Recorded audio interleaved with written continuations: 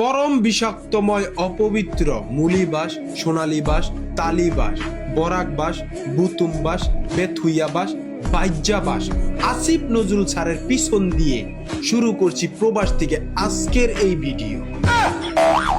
মালে আসেন মাল লন, নাইলে আগে বাড়ায় তেল লন। প্রবাসীরা 2 মাসের বেশি দেশে থাকলে যদি মোবাইল ফোন রেজিস্ট্রেশন করা লাগে, তাহলে 2-3 বছর পর আইসা 2 মাসের বেশি বউয়ের সাথে থাকলে কি তার নামে ধর্ষণ মামলা হবে?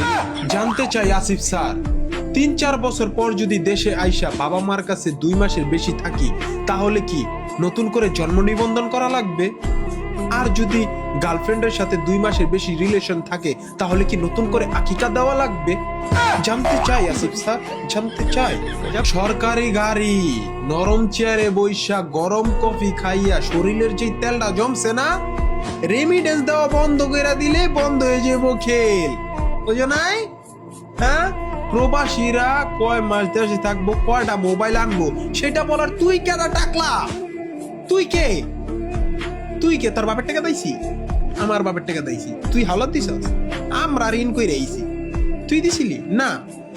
2 লাখ টাকার ভিসা 5 লাখ টাকা নিছস, 25,000 টাকার টিকিটের দাম 1 লাখ টাকা নিছস, তখন কই আছিল তোর চোদনামি?